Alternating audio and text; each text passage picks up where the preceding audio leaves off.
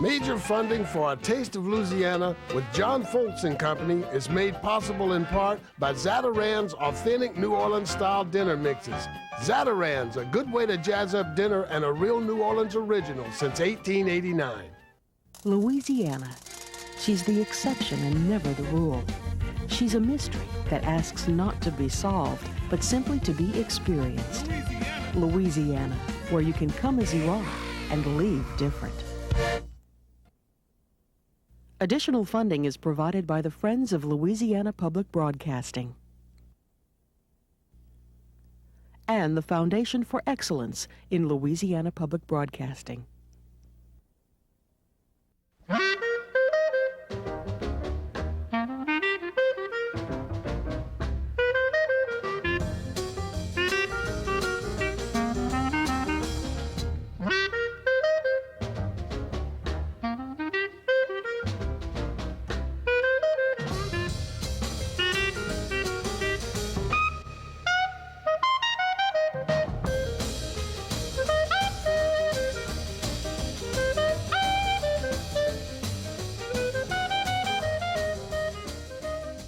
One of the oldest structures in the quaint town of St. Francisville, Louisiana, is a two-story salt box on a beautiful raised oak-shaded lot.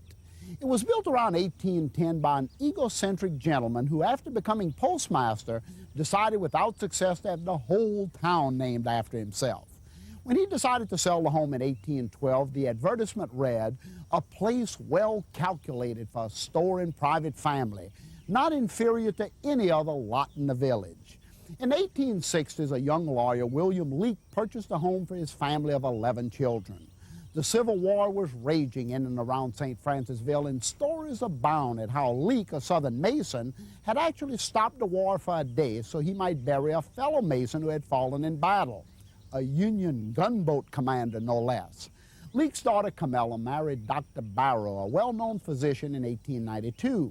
Dr. Barrow extended this beautiful home by adding a sanitarium, screened porches, and climbing roses that were the talk of the town. Many in this village still speak of the days when Dr. Barrow became mayor and held court through his bathroom window while taking a midday soak in an enormous bathtub installed in his indoor facilities. I'm Chef John Folse. Welcome to a beautiful home with a colorful history. Welcome to Barrow House. Barrow House Inn is composed of two houses, Camellia Leake Barrow House and the Printer's Cottage, located on Royal Street, a fairy tale street of antebellum homes, which was voted, by the way, the most beautiful street in St. Francisville.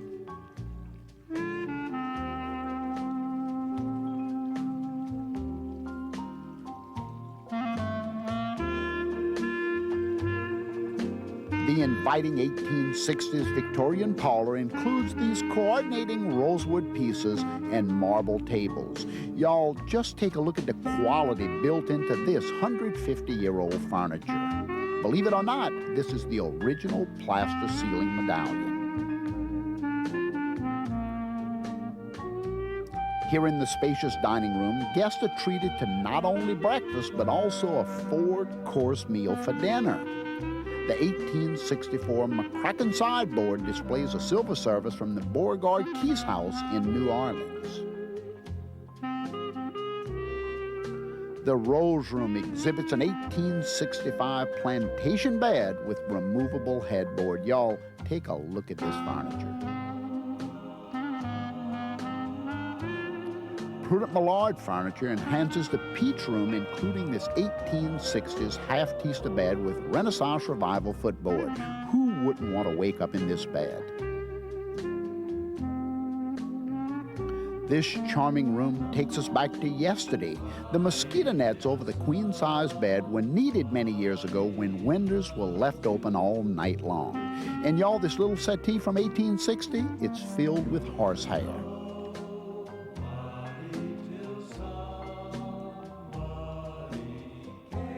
The Printer's Cottage is believed to have been built for the Capuchin monks who came across the Mississippi River to bury their dead. The town of St. Francisville was named in honor of St. Francis, their patron saint. Complete with mid-1800s antiques, this unique home boasts several different styles of furnishings, from elegant canopies, hand-selected period pieces, to casual intertwined fabrics on a second-floor bedroom. Just take a look at this.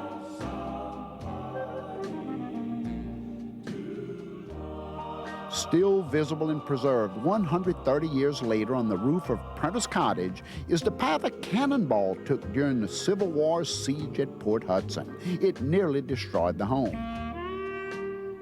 So y'all come to St. Francisville and experience true Southern hospitality in one of the most historical towns in America. Come and enjoy Barrow House Inn. Shirley Dittloff was already a bed and breakfast expert, y'all, when she decided to take a holiday to St. Francisville back in 1986, and there on the hill, a for sale sign in front of Barrow House. What a success story she and her son Chris have written in the bed and breakfast history here in Louisiana. They are some of the greatest innkeepers, and what a cook. The thing that I like best about Shirley, she's experimental. She will try anything in the kitchen, and guess what? That success is passed on to the guests. So a couple of great dishes that I discovered in her kitchen I want to share with you today. And the first is a Creole Mustard flavored shrimp, y'all. It's absolutely exquisite. Take a look at my platter right here, because I have some beautiful 21-25 count shrimp. And the jumbo shrimp probably swimming a day or so ago in the Gulf of Mexico, and they will be flavored and sauteed in a sauce made with New Orleans spicy Creole mustard. Now, I'm not talking about the prepared yellow mustard that you find in potato salads. I'm talking about that great German-style mustard prepared in New Orleans for the last 100 years. And then we can also add some onions and celery and some other really nice things. So let's get over here and saute the shrimp. I'm going to add a little bit buttery flavored oil to my saute pan, because I want to kind of just turn this shrimp pink, y'all. Probably the worst thing that could ever happen to shrimp, people just tend to overcook them. So I'm going to drop them right in. I'm putting about 4 or 5 of them here just to give you a good idea of how they're made. Once they go into the pan, you want to kind of move them around gently, and at this point you can season them while they're in the pan. Y'all just go ahead and put a little Creole spice on top of them, some herbs. You can put some thyme, basil, some tarragon, oregano. I love oregano in this dish as well. Just go ahead and put those in and watch how fast these things are cooking. All you have to do is flip them over. You see that?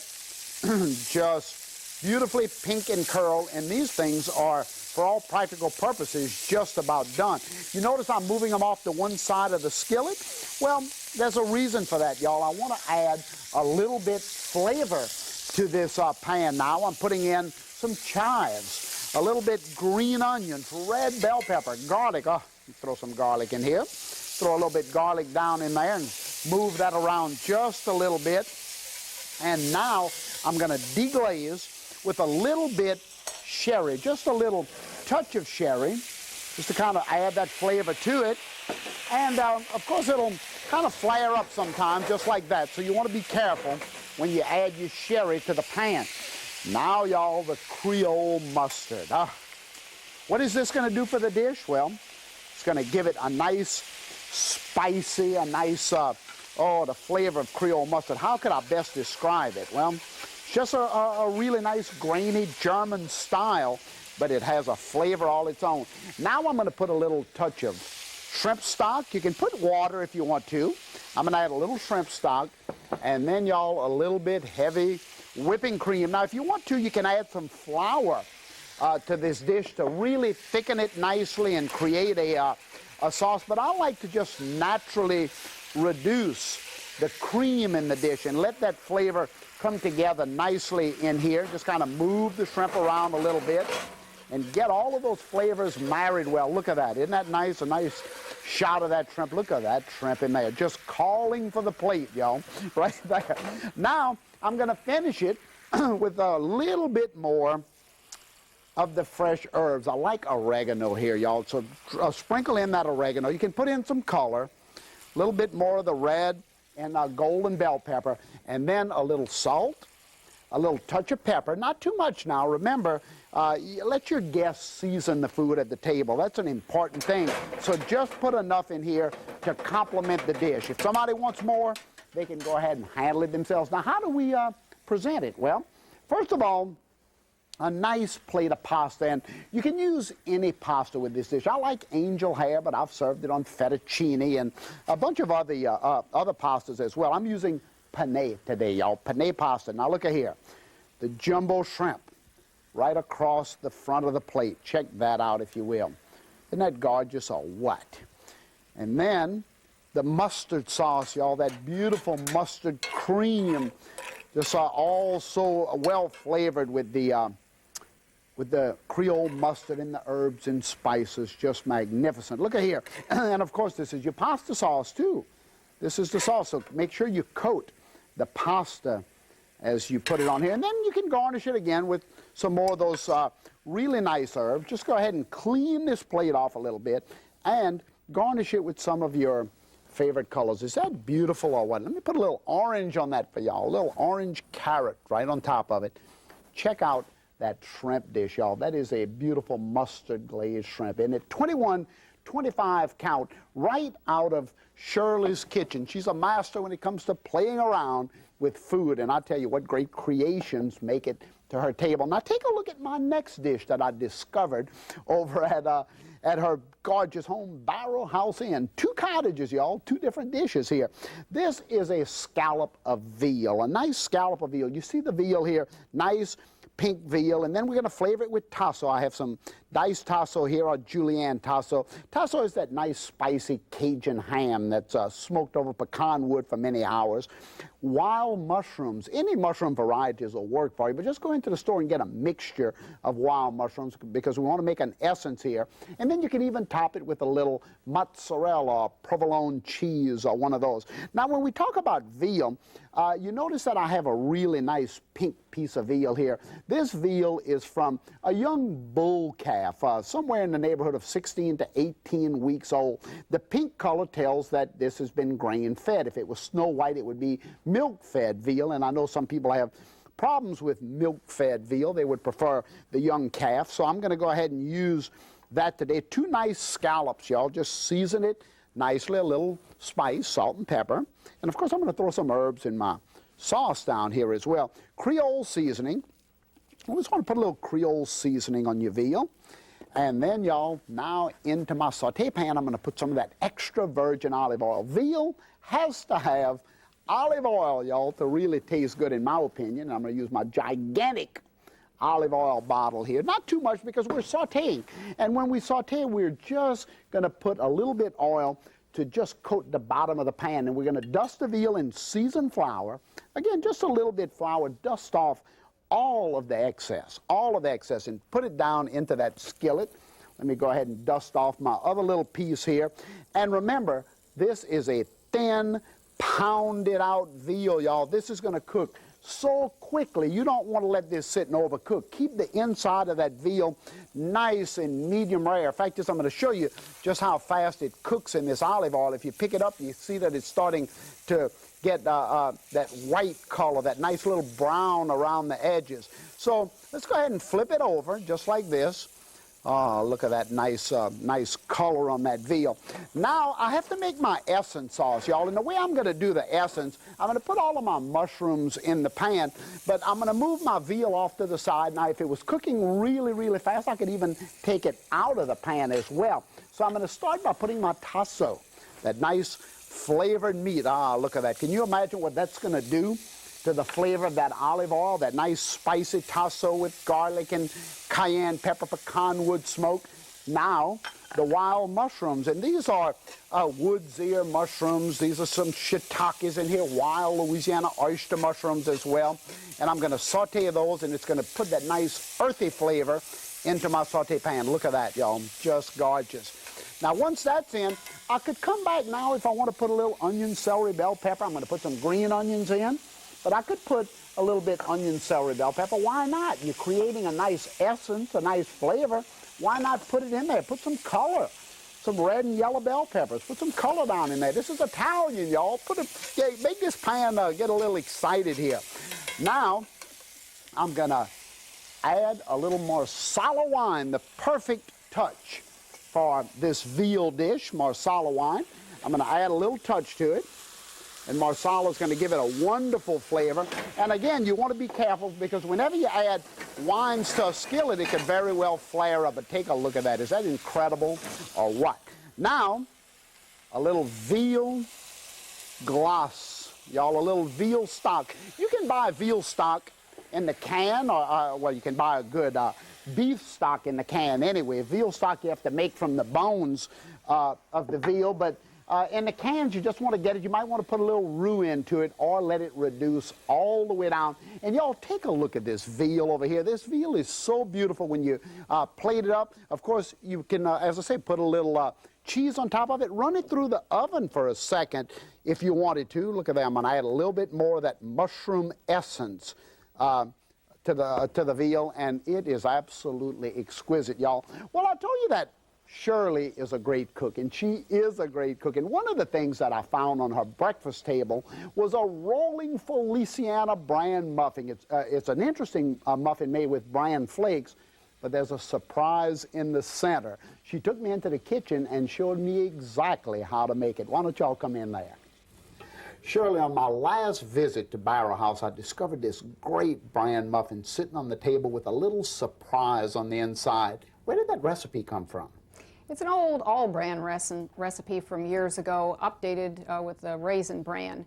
And I added a little cheesecake surprise. Ah, so that was your creation. I'll tell you, that's what really impressed me about it, too. And you were good enough to give me the recipe, so I want to share it with everybody. So I'm beginning here with this nice bowl filled with about a 20-ounce box of raisin bran. And then we have to add the dry ingredients. Now, what is this right here?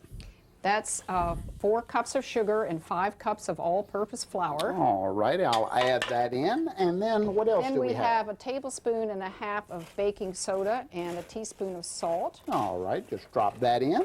And a tablespoon and a half of cinnamon and a teaspoon of nutmeg. Ah, that smells great, too. I love when those spices go in.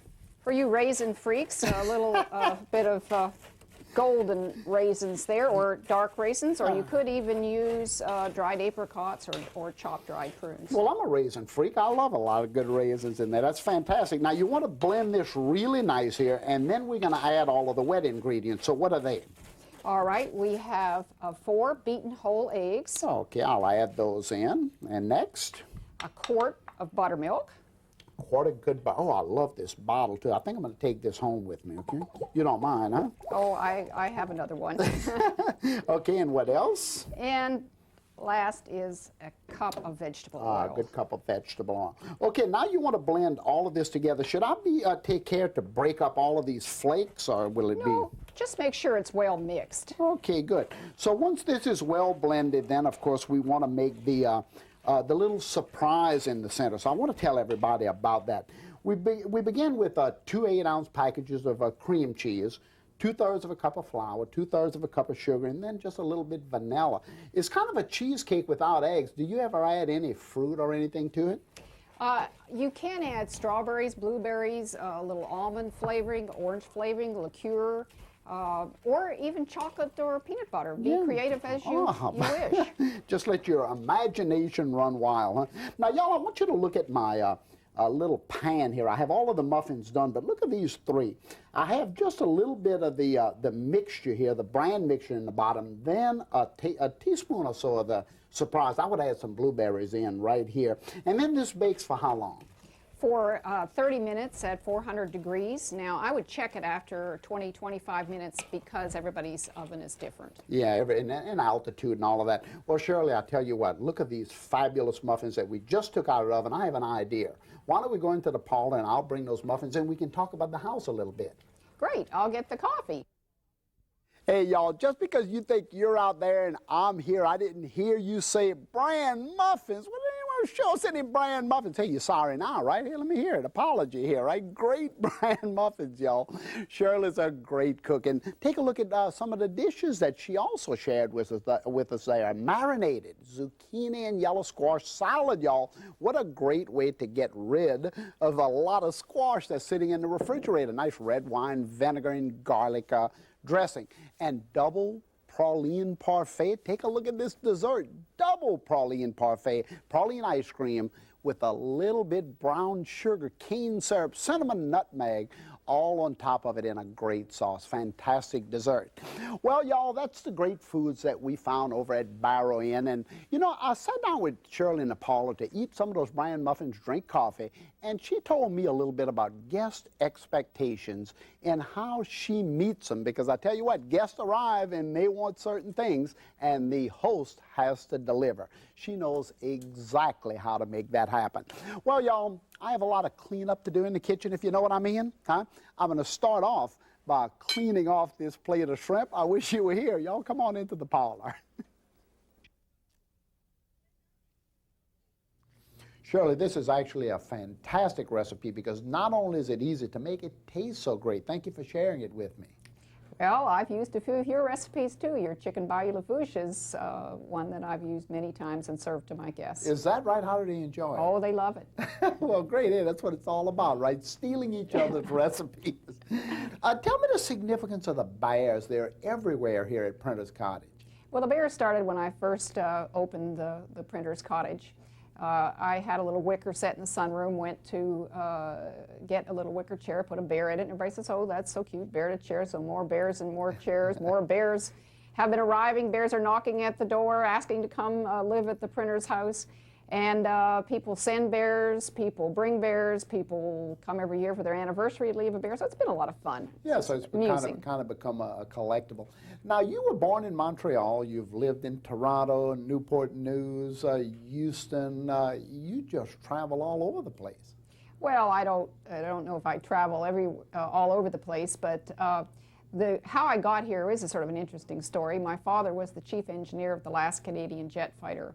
And in 1959, he was recruited by NASA as chief of the engineering division on Project Mercury, which was the first manned space program. So we moved to Virginia, and then later on to Houston in 1962 when they built the center there. And that's when he designed the Gemini space program, for which he was awarded the NASA Gold Medal. Went on to work through the Apollo years and did a lot of design on the initial space shuttle program until he died in Houston in 1981. Gee, that's fantastic. I saw all of the great memorabilia at the house honoring your dad.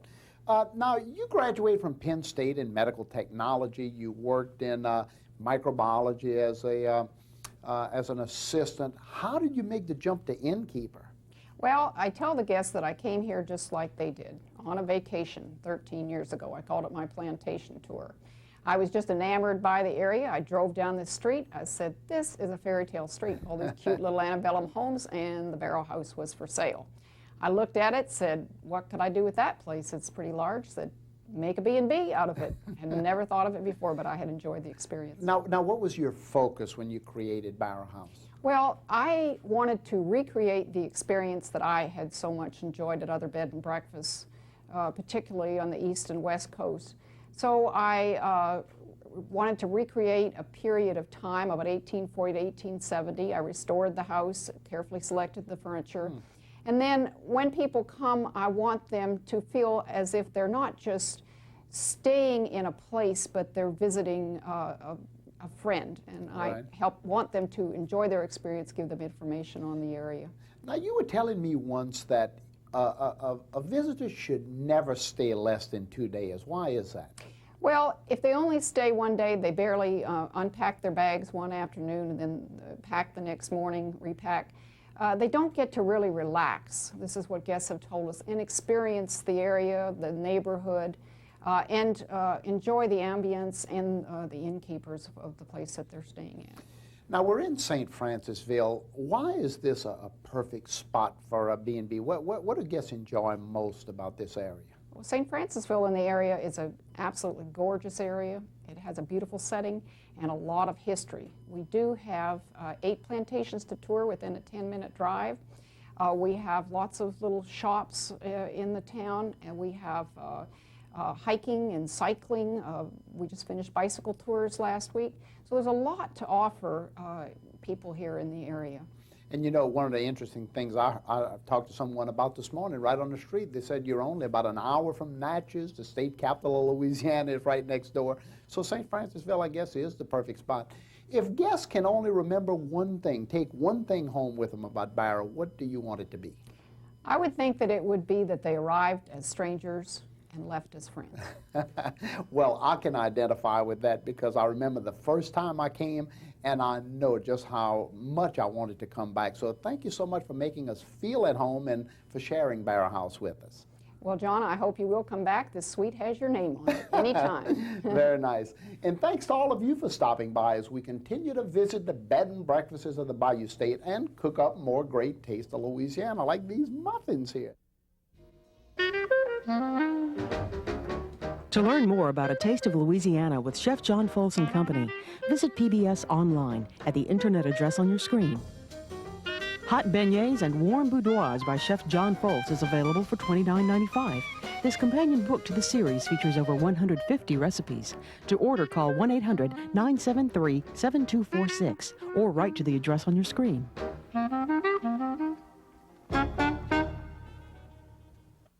Major funding for A Taste of Louisiana with John Folse and Company is made possible in part by Zatarain's authentic New Orleans-style dinner mixes. Zatarain's, a good way to jazz up dinner and a real New Orleans original since 1889. Louisiana. She's the exception and never the rule. She's a mystery that asks not to be solved, but simply to be experienced. Louisiana, where you can come as you are and leave different. Additional funding is provided by the Friends of Louisiana Public Broadcasting and the Foundation for Excellence in Louisiana Public Broadcasting.